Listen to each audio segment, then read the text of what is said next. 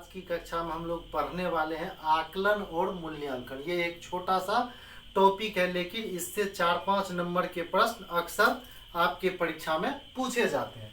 शुरू करते हैं आकलन और मूल्यांकन को। सबसे पहले हम लोग आकलन के बारे में समझेंगे।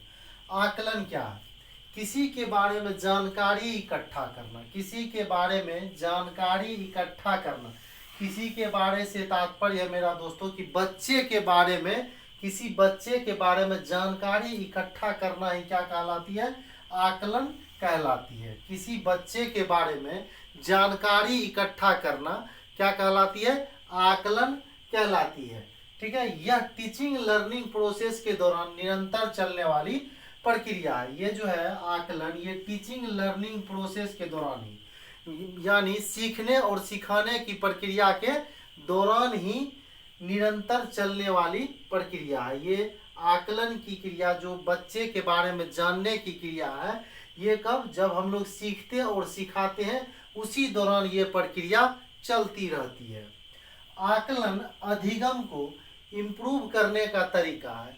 आकलन जो वो सीखने की जो प्रक्रिया है उसको इम्प्रूव करने का, उसको बढ़ाने का तरीका है। आकलन बच्चे के अधिगम प्रक्रिया को इम्प्रूव करने में क्या करती है? मदद करती है। आकलन के द्वारा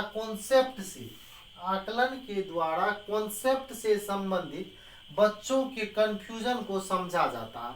आप बच्चे के बारे में आकलन करके जो आपने उसको पढ़ाया, जो टॉपिक आप उसको पढ़ा रहे हैं, उस कॉन्सेप्ट के अंदर उसकी क्या कंफ्यूजन है, उसको वो कितना समझ रहा है, कितना नहीं समझ रहा है, उस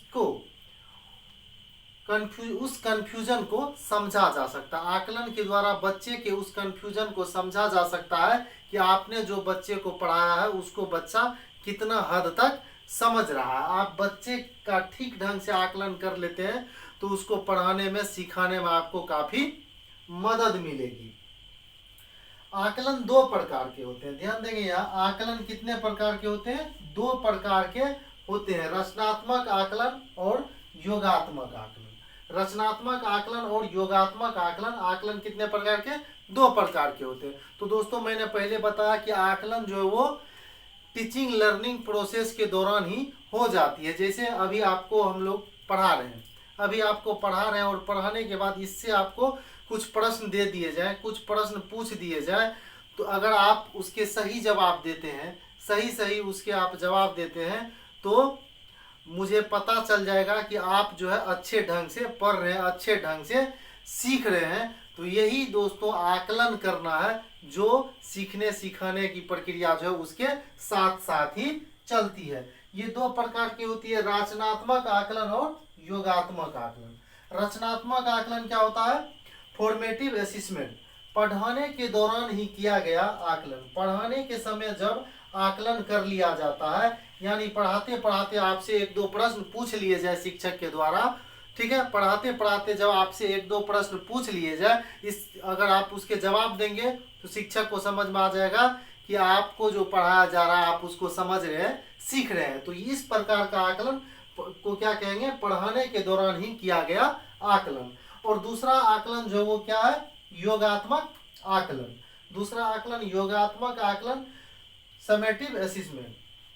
साल के अंत में किया जाने वाला आकलन योगात्मक आकलन कहलाता है। जैसे पूरे साल के बाद एक बार जब आपका एग्जाम ले लिया जाता है, जैसे हाफ ईयरली हो या क्वार्टरली हो या ईयरली एग्जाम लिया जाता है, उसके बाद जब बच्चे के बारे में जानकारी इकट्ठा की जाती है, तो वैसे आकलन को क्या कहते हैं? योगात्मक आकलन कहते हैं। अब रचनात्मक आकलन के अंतर्गत ये आती है सीखने के लिए आकलन। ये सीखने के लिए आकलन, सीखने का आकलन और सीखने के रूप में आकलन। तो ये सीखने के लिए जो आकलन है, ये आकलन आपके टीचिंग और लर्निंग प्रोसेस के दौरान किया जाने वाला आकलन को सीखने के लिए आकलन कहा जाता है। और सीखने का आकलन ये अंत में किया जाता है, जैसे ईयरली या हाफ ईयरली के बाद जो आपका एग्जाम लेकर किया जाता है। सीखने के रूप में आकलन तो बच्चे द्वारा स्वयं का आकलन किया जाता है कि मैंने जो पढ़ा उसको कितना हद तक सीखा। तो दोस्तों आज की कक्षा में हम लोगों ने आकलन के बारे में पढ़ा है और अगले कक्षा में हम लोग पढ़ेंगे मूल्यांकन के बारे में। तो आई होप आपको ये टॉपिक समझ में आया होगा। ये छोटा सा टॉपिक है लेकिन इससे अक्सर सीटेट की परीक्षा में प्रश्न पूछे जाते हैं। तो दोस्तों वीडियो अगर अच्छा लगा हो तो चैनल को लाइक करें, सब्सक्राइब करें, शेयर करें। वीडियो देखने के लिए बहुत बहुत धन्यवाद।